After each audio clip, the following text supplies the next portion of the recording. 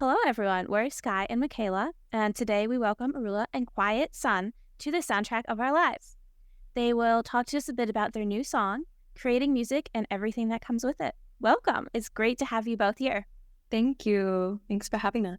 Of course. So we would like to start by asking you guys, how did you guys end up here? How do you get involved in the music industry? And also, how do you end up working together?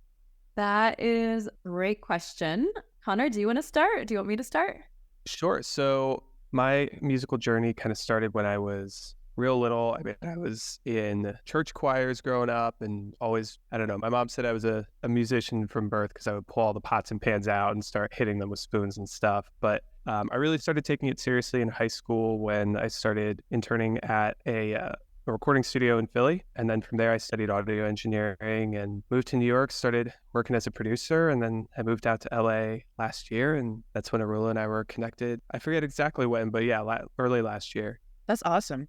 Mm-hmm. And I love that because I don't think actually that we talked about that we both have that like church choir background. I don't remember if we talked about that, but love that. I similarly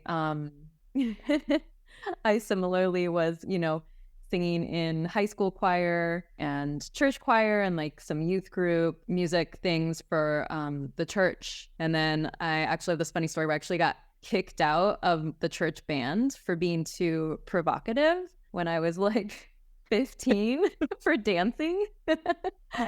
They were like, no dancing, you're done. So, that's when I kind of started navigating, redirecting towards working with other kind of rock bands, I would say, quote unquote, to start alternative rock kind of stuff. And then, continuously had different projects and bands throughout my life. It's really about 8 or 9 years ago now that I started really stepping and leaning into music production and learning how to produce music. And then really kind of taking the lead on a lot of my own projects, whereas before I had just been kind of relying on others to do a lot of that kind of work.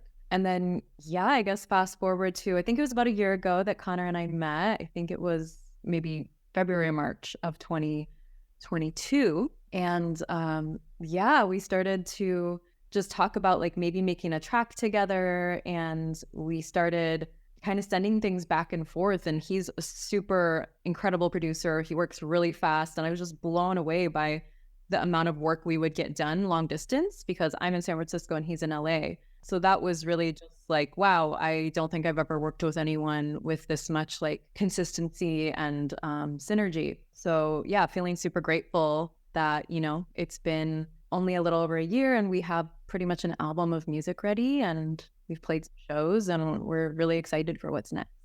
Can we have any hints about the album? Anything that you can say about it? Yeah, well, we have about 12 songs on it. It's been an not entirely, almost entirely remote collaboration, but we found a good synergy between all of our different influences. And I think this album kind of coalesces a lot of what Will and I both try to embody as artists, both sonically, but then also thematically. So sound-wise, I think it melds that idea of trip hop with electronica, a little bit of dark pop, some trance elements. It's been a really fun project to work on, and I think there's definitely a journey to the sonics of the record as you progress through it. I agree. And I think, lyrically, it feels very relevant to the changes that we're seeing right now in the world, in nature, just it has different themes of climate change and the rise of the feminine and the new earth being ushered in and the responsibility that we all maybe have or hopefully feel right now that we are on the brink of massive change and we're all here to birth this new world together and support that change. So I hope it also feels really hopeful and uplifting to people as well, even though it kind of goes into these dark pop kind of moments as well. It's also very sensual and alive. So are all the songs coming up in the album have similar sounds to Found, or do you guys think they're very different from each other? Great question. Connor, you want to lean in first? Sure. Yeah, I think yes and no. And it's always a tough question with albums, right? Because I think there's definitely a through line with all of them. I think it sounds very us when you hear it as a complete work. but each song does have its own embodied full perspective and full sound. So, there are some that verge on a little bit more of that like synth pop, almost XX or Banks kind of a sound, but then whereas Found is a little bit more of a slow burn and build that really takes you on a journey over the course of a little bit more than 4 minutes. There's one that's about 2 minutes that's just kind of right out the gate, really percussive. So, as I said before, it's a good mesh of all of our different influences. And I think each song sounds distinct, but connected through the journey of the album. Yeah, I would agree. I would say we also started to lean into almost like kind of a four to the floor house kind of beat with one of the songs. And we just found like that was really fun. And it seemed like people really loved dancing to it at our live show. So that was kind of like a little signal for us, like, oh, maybe let's lean into this a little more. So I think with some of the other stuff that is yet to be written, we'll kind of be experimenting a little more with genres. But yeah, I definitely agree with what you said. That's awesome. So with the song Found, it obviously mixes a lot of sounds, voices, instruments. Like I literally had to listen to the song twice in a row. Like I finished and I started it again to be able to know what's going on. So how was the process to produce that song and get to that sound? Yeah, Arula, if you want to take the first note of this, because your demo that you sent me when we first started connecting. Yeah, it's cool. I just found that project the other day as well. And I was like, wow, this is how it started. And I've been kind of sharing this story, and it's pretty powerful because I wrote this song over 5 years ago, and it was like minimal production. I was really into using this thing in Ableton called the Simpler, and that's kind of how I made that low voice that almost sounds like a man, right? Like doing the unfound part. And so I had like a lot of the basic ingredients were kind of there already, but I just couldn't, I had to like put it down. I couldn't do anything else on it. It just wasn't working out. So I really almost surrendered the song and didn't know if it would ever come to fruition. But I would kind of play this version of it live, and a lot of people, especially women, would come up to me and say like, wow, I really love the lyrics of that song. Like, I hope you release it. And I was like, yeah, maybe, it isn't flowing right now. And so fast forward to last year, 2022, I had a lot of things that I was like, oh, okay, maybe, Quiet Son, let me share this with you. Maybe you'll have ideas. And sure enough, he really like filled in so much of what was needed, and also really like up-leveled the song in the process. And I think it was even in that process, once he started, I had another idea for like how to delay the vocals. And that feels like another really pertinent feature of the song now. So to me, it's just so beautiful how collaboration can awaken so many of these other parts of you, but also open your mind to new things where maybe previously you had blockages. And it's just really a reminder that art can take time, and that's okay. It's okay to put things down and come back to them. So yeah, thanks for listening and letting us share it. Yeah, it's a really beautiful song. So because it has so much going on, is it difficult to perform live? I think it can in some ways, but it's a song that really flows. So in a way, I don't know, really, you probably feel the same way, but I definitely, whenever we play that, I get very lost in it. And the way that we perform is really organic. I'm running some tracks, but we have a lot of, I'm playing an electronic drum kit while I'm also playing the keyboard at the same time. And so it's really, because it's such a rhythmic song, there are parts that can be difficult, I think, to lock in, that we've had to practice. But I think nothing's ever really difficult when you're in flow and you're on stage and it's really just clicking. So in that sense, no, but from a technical sense, as far as how much instrumentation can go on, it can be a challenge, yeah. Yeah, Quiet Son's really the master of that area, and helping us figure out the live set and, what instruments are played live, what's, going to be in backing track essentially. And we tend to integrate both of those elements. He'll play keys or guitar or synth or guitar live, and I'll sing live, and we'll keep some of the elements in so it's really full. But yeah, there definitely is a flow, and I feel like the song has like a hypnotic sense to it, and so I think we both kind of get lost in it, like he said, when we're playing it live. It's really fun. Yeah. So do you play like some type of like live looping when you are playing the song, or is it more like I don't know, do you just play something or you have the backing tracks? Yeah, a little bit of Okay. we have some backing tracks. So there's some things that are just very difficult to replicate without the backing tracks, But I always like to keep some kind of live element because I think that's what people go to live music for, right? To kind of be in that live context with somebody who's performing and to get something a little bit different than you might get from listening to the studio version of the song. So there are backing tracks, but some songs I'm playing guitar or, as I mentioned, keys. For most of the songs, I'm playing some level of rhythmic element that isn't tied to the backing track. And then Arula also has a really, really cool vocal setup where, you can run loops and you can add effects and delays. And so there's this extra dynamic level to our live performance that is also completely its own thing from the studio version. So clearly you guys work really well together. That's very obvious from the beginning, just how you guys communicate. What is the most important thing you think that the other person brings to the table? That's a great question. Yeah. Yeah, I think there's so much that goes into a collaborative project together, and the music's kind of only the tip of the iceberg when you are open to putting yourself out there to grow together as a collaboration, which is really the direction we're leaning into right now. And so it's the co-creation of the music, but it's also so much of the behind the scenes work. It's, the emails, the trying to get a booking agent, or for now, we're our own booking agent, or, hiring PR and just all the ins and outs that go into a release. And it's been really cool to see how much pressure has been taken off. At least that's how I feel when we can share the responsibilities that go into a release. So for me personally, it's just really cool because we're always working well together, and Connor's an incredible multi-instrumentalist and musician and producer and all these things. That's super obvious, but it's just been really sweet to see the unfolding of this release and how I don't feel super stressed out. I feel oh, he's handling some things and I'm handling some things, and it's just really awesome. It's something kind of unexpected that I didn't think about that has felt really supportive. So that's what I would say. I would completely agree with all that. And I think what's really cool is because this is something that kind of grew out of both of our individual solo projects that it's now come together.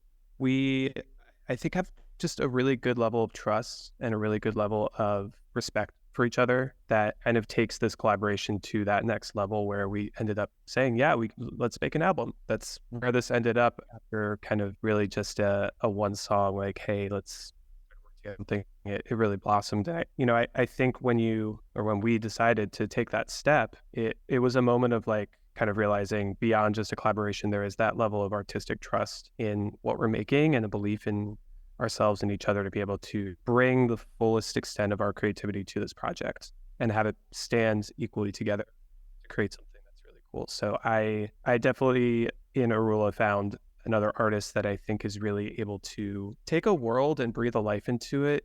She's an incredible storyteller, which I think is something that really attracted me to her music in the first place, and why this collaboration started in the first place. So I think it's really that level of trust, but also freedom within the creativity. Yeah, that makes sense. Especially working from different cities and just kind of just waiting around for each other to send back work. And for a lot of people, I feel like it would go well. Yeah. Yeah. It could be a challenge for sure. Yeah. I have other collaborators that live in the same place and we're way slower than the below that me and Quiet Son have. So yeah. Definitely depends on the person. Absolutely. Okay, so we have a new section that we're doing, but it's called Questions No One Wants Answers To, where we ask the most random questions that we could think of or find. Fully into that. Love it. Okay. What is the most irrational superstition you have? Oh, I have. Do you have Quiet Son? Yeah, go ahead. So I, as well as being a very passionate musician, I'm a very passionate Philadelphia Eagles fan, and I have a superstition dating back to when I was a kid that I have to wear the same jersey for every game. It has to be the same one. It can be a different one each season, but the same one for every game. And there have just been a few times, including this year, where I decided to wear something different and the Eagles lost. And that so happened to be the Super Bowl this year. So How could you? yeah. And so I think that is a superstition that's become a reality in my mind. I think I've been trying to heal a lot of my superstitions and be aware of them and not like lean into them. But I definitely have something where, I have my certain like angel numbers that seem to pop up all the time. But then when they don't, I'll be like, oh, well, what's off right now? Like, what is this wrong? And then it's like, okay, don't think too much into it. Like, there's all kinds of random numbers in the world. But yeah, it's just something that I notice, and I try not to lean too much into where it could be like a toxic superstition or something. Okay. What sitcom scenario would you most like to see play out in real life? Ooh, that's hard. The hijinks of sitcoms are just really fun. I feel like the best sitcom episodes to me are the ones where they go on some wild goose chase that cuts up into like 3 or 4 different places, and it ends up back home. I think that's a cool thing that people need more adventure. Yeah, I would say anything that happens on Seinfeld. My partner's like a really big Seinfeld enthusiast, and I was never into it. So we're like watching it all now, and I'm just like, this is so ridiculous. Like, if any of these things happened in real life, it's fun. So what is the most terrible movie you guys enjoy? I mean, Sharknado is up there for me. That movie is terrible, but I still really enjoy, and I don't think it's terrible, but The Labyrinth. Have any of y'all seen The Labyrinth? Yeah, I have, yeah. David Yeah. Bowie. great movie. Yeah, so I watched it as a kid. My mom would like play it for us, and then I tried showing it to some friends like recently, and we might have been on some psychedelics, but either way, it was a very bad idea, and no one understood it, and they thought it was awful, and I was like, this is like everything to me. This is part of my childhood. So apparently doesn't do it for everyone. It's creepy at parts. I saw it for the first time, I think, like last year or something. I Yeah. was like, what is this? How do your Yeah. parents let you watch this thing? Totally. Like, doesn't make any sense. It doesn't hold up, I gotta say. It's kind of weird. Okay. And then Um, last question. What is your favorite joke to tell? I will say that I don't have a great memory for jokes. And so I really appreciate when people tell them. I think the funny thing about me is I get them wrong, and then that's what's funny. And yeah, I won't go into this one that I try to do. But it's just, I'm not great. I'm not a great joke person, but I enjoy them thoroughly. So maybe Quiet Son has a joke for us. But I have to reassociate my humor. I'm not one for memorization either, but I do like just off the cuff kind of humor. Yeah. Sorry, we're boring. Try to be better next. Should have had a joke prepared. those were really good answers for everything. Thanks, y'all.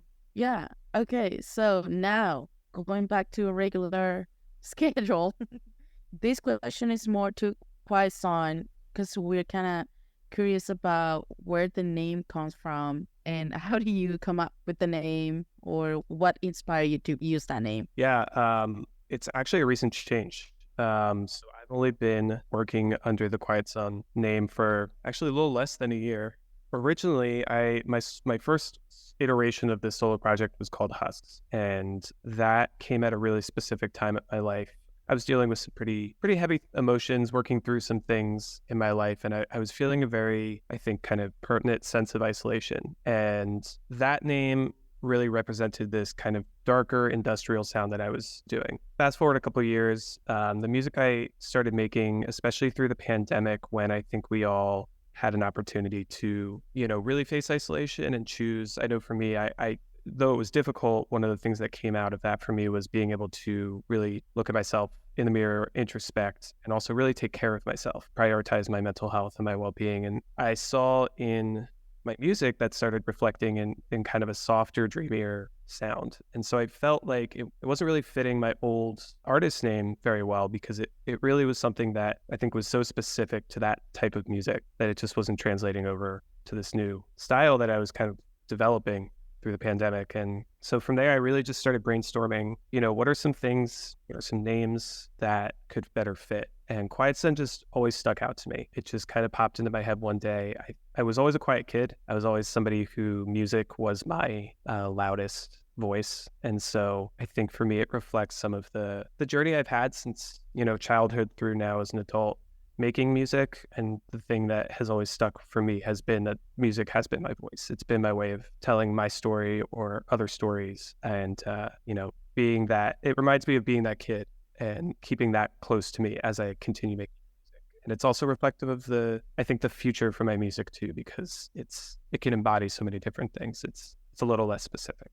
Pretty interesting. And I think, hopefully it invites people to lean in a little bit closer, listening to the music that I make and I make as well. So I guess this goes to both of you, but does being a producer of your own music affect how you work as an artist? I think so. Yeah. Yeah, it definitely changes things, for me, because I went from not producing music into just maybe being like a songwriter to some degree and working with producers, and then kind of becoming like a baby producer and understanding some music production. And that definitely was a big shift for me as to like my identity as an artist. And it also really supported me in being able to speak a similar language with other artists, and specifically with other people who are also producers or artists and producers. So that was really important for me, I think. And then not only does it affect life as an artist, but I think it affects life in general, and the way I listen to music and the way I go and see a show and what I feel there. And sometimes it's really great, and sometimes it's like hard to turn it off at the same time. So Definitely. It's kind of fun. I have the same experience. Plenty of songs now that have been ruined for me because I learned how to produce. And now when you learn how to produce, you gain opinions and way of doing things. But there's a lot of beauty in that too. I think going back to what I was saying, I definitely feel more supported as an independent artist to be able to produce for myself and for others. But it definitely changes the way you perceive your own art too. I think I can be a little bit too in the weeds on things, whereas if maybe I was just singing and writing, the production could be a little looser. Okay. So what is one of the biggest struggles to create music in this environment nowadays, and in the way music is being produced right now and being put out there for like social media and all that? Oof, yeah. That's a tough question. Feels so relevant. Yeah, I think we both feel it, and I know so many artists do, because it's the big conversation that we have. It feels like you not only are an artist, but then you're continually like pivoting to like go with algorithms and like things like that, and it kind of keeps you on your toes. And I think for me, I continually try to allow it to be an invitation for me to share art in different ways. Whereas I know like for a lot of people, it can be really frustrating, and it has been really frustrating to some degree. But for me, I know this is the path I chose, and it's what makes me feel most alive. So I will continue to kind of allow it to be an experimentation and stay curious as to, how I can kind of, find different ways to play with it rather than think that it's like a roadblock preventing me from doing something. And of course, that's like always listening to my inner compass. Like if something's not feeling good or genuine, I'm not going to do it. I do think in this day and age, it can be hard because there's an inundation of artists and music out there. And there's also a lot of really great ones, So it kind of feels like this fun competition at times. But then you also hear things about just people like paying for plays and paying for followers. And it's just like, wow, like if people are doing that, how can I compete? And it just comes back to like, well, I can only be my truest self, and I'm only doing it for myself and for my expression and for my collaboration. I'm not trying to do it for people, quote unquote. If it touches anyone's life, then amazing. But just staying true to the path is kind of how I remedy that right now.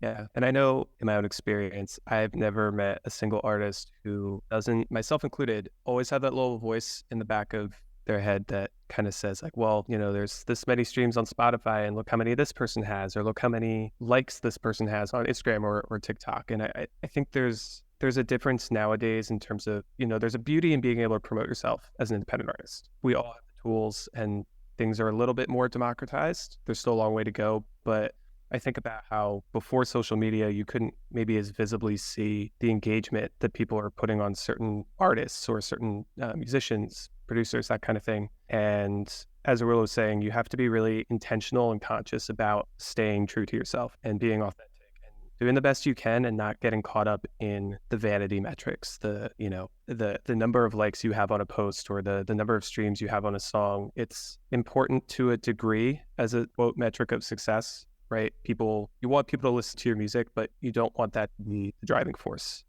You want to make that the secondary aspect of it, because I know for me, when I get caught up in doing something for likes or doing something for making a choice in my music for popularity versus authenticity, or trying to express myself in a way that fulfills me and hopefully fulfills other people, that speaks to them in a real way, that's some of the worst music I've made in my life. So I think it's really a tough balance. Very beautiful way of putting it. I think that most, everyone can take something from that, because most people are on social media these days and you can always see how many likes something gets. And it's hard for just general life. And it's probably a million times harder, well, for us as well with our podcast, but just when you're putting something out there that you really want to do well, and then it's just, you can see exactly how well it's doing. Just very hard. Yeah. And it's also like Quiet Son said, it's so full to know that we all share that struggle at some point, no matter where we're at, and then how amazing that all of us are still here doing it, even in the face of those hardships, right? So, and I think it's also, there's definitely a conversation bubbling about what does doing well in this industry mean. I think for me, it's the impact my music makes on a human level versus the impact it makes on a streaming level. Success for me is touching people's lives, not necessarily how many streams or likes or anything like that. But it's always there, it's as you said, it's always visible, and I think it goes past music. It's just in life. We definitely have an issue with that in society, and there are definitely helpful conversations and there are definitely negative conversations around that. Okay, and now I have a very abstract question, but what does music mean to you? Ooh, yeah, I think. Yeah, I mean, in a lot of ways, music is life to me, and I know that sounds like a little over the top and cheesy, but I could get emotional thinking about life without music, because it has been there for me for so much of my life. And I think especially during those years where you're really trying to figure out who you are, like teenage years and things like that, music was a thing that was giving me hope. Same through my whole life. I find it carries me through so many moments of hardship, whether it's encouraging me to be in touch with my emotions, or it's encouraging me to move energy through exercise or working out. It's definitely one of my biggest companions in some ways. So yeah, don't want to understate its importance for all of us. And I think it's a universal language that connects all of us. I think we all agree. Yeah, that's exactly what I was going to say. I think it's something that you can look at every place in the world and there is music. No matter your relationship to music, it's been in your life in some way, whether it's in the background or it's something you're obsessed with. It's something that I think everybody can relate to. And so to be able to create it is definitely something that I find to be a blessing. And similar to Arula, it's something that when I was younger got me through pretty much every hardship I faced, every struggle I had in life. I always came back to music. And so to me, it means there's a safety aspect to it. It's always there to help me refill the tank. But I think for everybody, it's something that connects the world in a really powerful and potent way. Yeah, definitely. I think music connects people even when you don't speak the same language or you're not in the same country. Music makes everyone feel a little bit closer or understood as well with the music they listen to. So if you guys could give one advice to people out there that are scared of making their own art, or that are thinking they're not gonna be successful because they're scared they're not gonna get, what we were saying before, many followers or many plays or whatever, what would you tell to those people out there? I think with music, if you're somebody who's thinking about creating music, whether that's professionally or just as a hobby, I think success is just doing it. Success is just trying. And as with any form of art, there's a lot of failure that's involved in that. There's a lot of learning that's involved in that, but that's part of the process. And I think fear can be a really big motivator to not try something, but music can be so rewarding and healing that it's a success just to try to express yourself in a new way, make something that fulfills you, or to make something that is for somebody else even. So I think if you're on the fence about trying it, give it a shot. It can be intimidating, but it's so rewarding. Yeah, I love that. And I agree. And for me, I would say just release expectations. Try not to have expectations on your art, whatever kind of art you do, whether it's music or different art, because once we have expectations, we really limit ourselves as artists, I feel.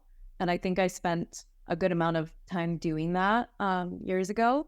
And so to really free and liberate myself from that has felt really good, because kind of like I said before, it's like, well, I'm going to do this for myself as a journey of my own healing, really, and great if it supports anyone else along the way. But the only person I can really do it for is myself. And it's a living, breathing energy of its own. So I don't want to try to tame that energy by putting expectations on it. I want to liberate it, Yeah. So thank you for that amazing advice. And then our last question is, what is the soundtrack of your life? Love that. Okay, well, I am a rising Gemini. And so one of the things I notice about myself is I love so many different kinds of things in life. And that definitely feels very true for music. And it even feels true for the kinds of music that I create and produce. And so I think the soundtrack to my life can just look so different day to day. And it almost makes me like laugh sometimes, because I really love like feminine or dark sensual pop. And, I love listening to like chick music, as some people say, like Tori Amos, or like, 90s, like sad songs. But then I love listening to dance hall. I'm really into dance hall and reggae, which is like kind of some of the other end of the spectrum. So yeah, I think for me, it changes from day to day. And I'm so grateful there's so many different types to explore in this life. Yeah. And similarly for me, I mean, I think here in the music we're making together, there is that dark kind of sound, that moodiness, and that I definitely listen to a lot of that style of music. But, I think if we're talking soundtrack of my life, there's also plenty of, 2000s boy band in there. I was an a cappella kid, so listening to that kind of music, really fun. A lot of classical music, a lot of movie scores. I think for me, it's anything that sounds big and epic, even if it's big, epic, and cheesy, is super fun. And, I try to dance a lot, I try to sing a lot. And so catchy, big, epic, cheesy stuff can be a big part of my listening routine. Yeah. Do you have a favorite big, epic, cheesy song? I mean, Backstreet's Back, one of the best songs. I love this about you. Oh my God. Did not know that. Anything Backstreet Boys or NSYNC or Boys to Men, I'm all about. Amazing. Wow. I've always loved when people listen to something, but then they make music that is completely like different. It's always just like so interesting. Well, okay. Well, we wanted to thank you guys for coming and talking to us, taking the time to share your music, your experience, your knowledge with us. We are excited to see everything that you guys are going to be creating, or that you created, but are going to be putting out soon. And yeah, so do you guys want to share your socials for our listeners? For sure. Yeah, I just want to say thank you to you both for doing this. It's really incredible, and it really supports artists. So, thank you for taking the leap and doing this kind of work. You can find me as Arula Artistry or Arula on Spotify, SoundCloud. Yeah, and likewise, thank you both so much for the opportunity. This was a pleasure, and we're really excited to hopefully be back someday soon. I am Quiet Son Music on Instagram. That's the main place I live on the internet. And then Quiet Son on Spotify, and take your pick of streaming service. Okay. Do you guys have like an Spotify account where you're going to be putting your stuff together? Or is it like you got to put it on each one? It's a co-release, so it'll be on both of our spots. Oh, okay. Okay, that's perfect. We're very excited to hear it when it comes out. Okay. Hey, listeners, go and check it out. Make sure to subscribe and follow us on Instagram, Twitter, and TikTok at STO Lives Podcast. Thanks for joining us.